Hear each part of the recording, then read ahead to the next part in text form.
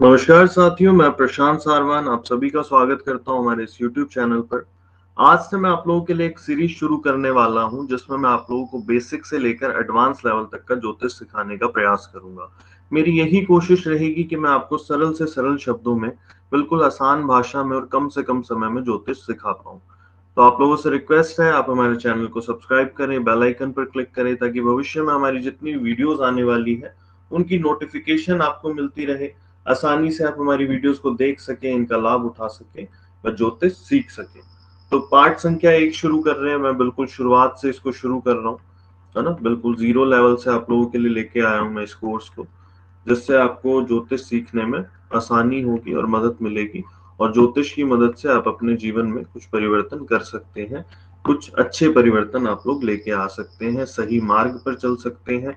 ज्योतिष शास्त्र हमें इसी चीज में मदद करता है कि हमारे लिए क्या चीजें ठीक है, क्या करना गलत है ना। कैसे हम अपने कर्मों को सुधार सकते हैं। देखिए, प्रारब्ध के साथ हम छेड़छाड़ नहीं कर सकते, परंतु जो हमारे स्वतंत्र कर्म है उनको हम जरूर बेहतर बना सकते हैं। ज्योतिष यही कहता है, ज्योतिष का अर्थ ही यही है, ईश्वर की ज्योति, एक ऐसी ज्योति जो हमें अंधेरे से प्रकाश की ओर ले जाए, हमारा मार्गदर्शन करे। ज्योतिष शास्त्र हमारा मार्गदर्शन करता है, हमें बताता है कि क्या चीजें हमें जीवन में बेहतर करने के लिए अपने जीवन में लेकर आनी पड़ेगी, अपनानी पड़ेगी, किन नियमों पर, किस रास्ते पर हमें चलना चाहिए।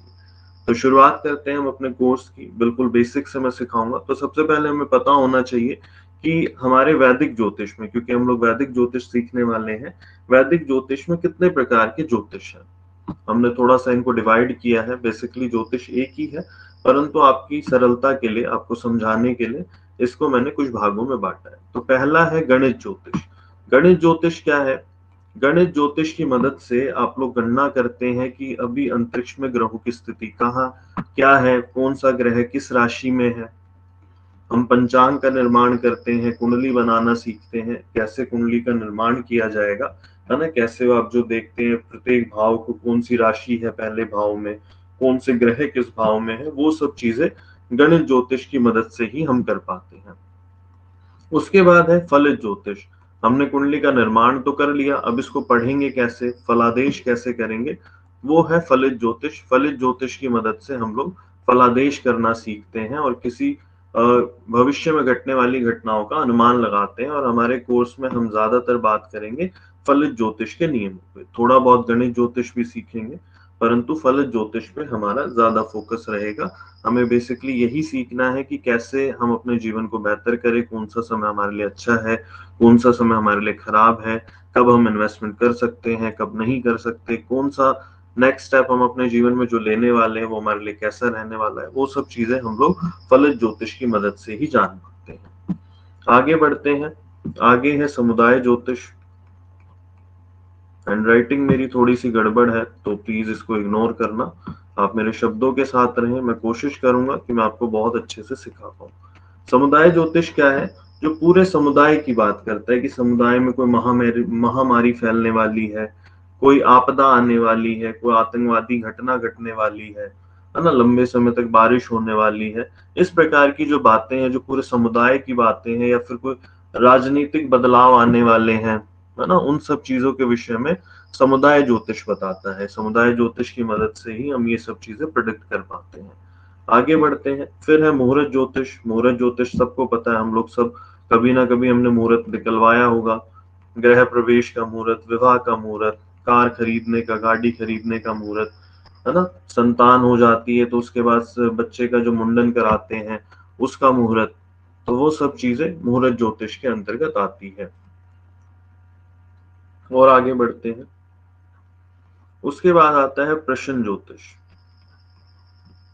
देखिए, प्रश्न ज्योतिष का प्रयोग आजकल बड़े अजीब ही तरीके से किया जा रहा है ना। प्रश्न ज्योतिष बेसिकली ऐसा ज्योतिष है जो कि हमें उन प्रश्नों के उत्तर देने में मदद करता है जिसका उत्तर हम लोग अपनी लगन कुंडली से नहीं दे सकते। जैसे मान लीजिए मेरी कोई वस्तु खो गई, तो क्या वो मिलेगी या नहीं मिलेगी, ये मेरी लगन कुंडली नहीं बताएगी। ये प्रश्न कुंडली की मदद से हम जो कुंडली बनाएंगे वही हमें बताएगी।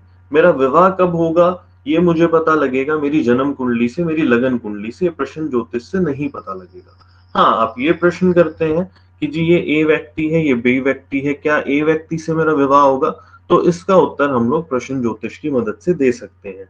प्रश्न ज्योतिष वही है बेसिकली, ऐसा ज्योतिष जो हमें उन प्रश्नों के उत्तर दे जिनके उत्तर हम लोग लगन कुंडली से नहीं निकाल सकते, उनके उत्तर हमें प्रश्न ज्योतिष देता है। जैसे कोई व्यक्ति चला गया घर छोड़ के, क्या वो वापस आएगा या नहीं आएगा, क्या मेरा उस व्यक्ति से संपर्क होगा या नहीं होगा, ऐसे बहुत प्रश्न हैं जिनके उत्तर हम लोग प्रश्न ज्योतिष की मदद से करते हैं। आगे बढ़ते हैं।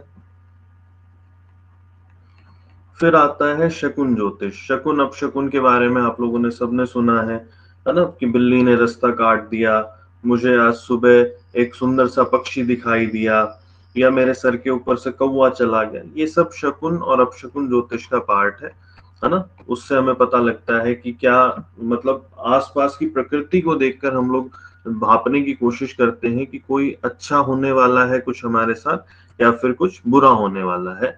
वो पूर्वाभास पूर्वाभान हमें उस चीज से पता लग जाता है। आगे बढ़ते हैं। फिर आता है स्वपन ज्योतिष, जो हम स्वपन देखते हैं, है ना। स्वपन से हम अनुमान लगाते हैं कि भविष्य में हमारे साथ क्या घटना घटने वाली है। अब स्वपन ज्योतिष कैसे काम करता है इस पे भी हम कभी चर्चा करेंगे, परंतु ऐसा नहीं है कि आपने कोई सपना देखा और उसका अर्थ ढूंढने लग जाए। कोई सपना रिपीटेडली आपको बार बार आ रहा है तो वो आपको बता रहा है कि भविष्य में कुछ अच्छा या कुछ बुरा आपके साथ हो सकता है। तो ये स्वपन ज्योतिष है। जो सभी मैंने आपको भाग बताए ये वैदिक ज्योतिष के हैं, है ना। और भी ज्योतिष करने के बहुत सारे प्रकार हैं, केपी सिस्टम है, नाड़ी ज्योतिष है, लाल किताब है ना, टैरो रीडिंग है, न्यूमेरोलॉजी है, रमल शास्त्र है, और भी बहुत सारी विधाएं हैं, परंतु ये सब मैंने वैदिक ज्योतिष की बात की है। अब और आगे बढ़ते हैं, ज्योतिष के थोड़े से इतिहास की बात करते हैं कि भाई ज्योतिष कब से है। देखिए आप सभी जानते हैं जो ज्योतिष है वो वेदों का अंग है ना। और ज्योतिष जो है वो वैदिक काल से चलता आ रहा है, और ज्योतिष को वेदों की आंख कहा गया है। ये छठा अंग है वेदों का। तो ज्योतिष हमारा वैदिक काल से, आज से नहीं है, अरबों वर्ष पहले से है। तो ज्योतिष जो है, जो वैदिक ज्योतिष है वो प्राचीन है, बहुत प्राचीन है। उसके बाद जितने भी ज्योतिष आए उन्होंने सब ने वैदिक ज्योतिष को ही बेस बनाकर अपने आगे नए नए रिसर्च की है और अपने विचार हमें दिए हैं। कुछ विचार अच्छे हैं, कुछ विचार नहीं अच्छे हैं, वो डिपेंड करता है। जब आप लोगों के विचारों को सुनेंगे आपको पता लगेगा कि कौन सी बातें सही है, कौन सी बातें गलत है। जो हमारे पास नियम है वो वैदिक ज्योतिष से ही आए हैं। तो वैदिक काल से ही हमारे बीच में ज्योतिष है। अगर हम बात करें ऋग्वेद की, तो ऋग्वेद में हमारे पास 36 श्लोक जो है ज्योतिष के मिलते हैं। यजुर्वेद की बात करें हम, तो यजुर्वेद में हमारे पास ज्योतिष के 44 श्लोक मिलते हैं, और अथर्ववेद में सबसे ज्यादा 162 श्लोक ज्योतिष के मिलते हैं। तो देखिए ज्योतिष हमारा करोड़ों वर्षों, लाखों वर्षों से चलता आ रहा है ना। उसके बाद वैदिक काल चला जाता है, फिर आता है पौराणिक काल। पौराणिक काल में जो हमारे ऋषि मुनि रहे, जो ज्योतिष के प्रवक्ता रहे, मैं कुछ के नाम आपको बताऊंगा, आपने जरूर इनके नाम सुने होंगे, जिन्होंने ज्योतिष का बहुत अच्छे से प्रचार प्रसार किया और ज्योतिष पे बहुत अच्छा काम किया, ज्योतिष के बहुत अच्छे अच्छे नियम हमें दिए, है ना, जिनकी बदौलत आज हम एक अच्छा ज्योतिष कर पा रहे हैं। तो सूर्य है, पितामह है, वशिष्ठ है, अत्रि है, ऋषि पराशर है, कश्यप है, नारद है, गर्ग, मारीच, मनु, अंगीरा, लोमश, पौलिश, चैवन, व्यास, यवन, भृगु, शौनक, बृहस्पति और पुलस्त्य। ये सब प्राचीन काल में, पौराणिक काल में ज्योतिष के प्रवक्ता रहे। एक तरीके से आप कह सकते हैं ये साइंटिस्ट थे जिन्होंने ज्योतिष पर अच्छा रिसर्च करा। फिर उसके बाद आता है पराशरी काल। इस समय पर ऋषि पराशर हुए, जैमिनी हुए, गर्ग हुए, सत्याचार हुए। फिर वराहमिहिर काल आता है, वराहमिहिर जी का सबने नाम सुना है। उस काल में वराहमिहिर रहे, आर्यभट्ट रहे, आर्यभट्ट प्रथम, आर्यभट्ट द्वितीय, ब्रह्मगुप्त, भास्कराचार्य, गणेश, नीलकंठ इत्यादि। मैं छोटी सी मैं आपको भूमिका दे रहा हूँ, बहुत लंबी वीडियोस को नहीं करूंगा, है ना, ताकि आप इसको आराम से थोड़ी थोड़ी देखकर हम लोग इसको सीख सकें। तो आज के लिए इतना ही रखेंगे। नेक्स्ट क्लास में मैं आपको ग्रहों के विषय में बताऊंगा, राशियों के विषय में बताऊंगा, नक्षत्रों के विषय में बताऊंगा। बहुत कुछ है सीखने के लिए, तो आज के लिए इतना ही। रिक्वेस्ट वही है, चैनल को सब्सक्राइब करें, बेल आइकन पर क्लिक करें और ज्यादा से ज्यादा वीडियो को शेयर करें। Thank you.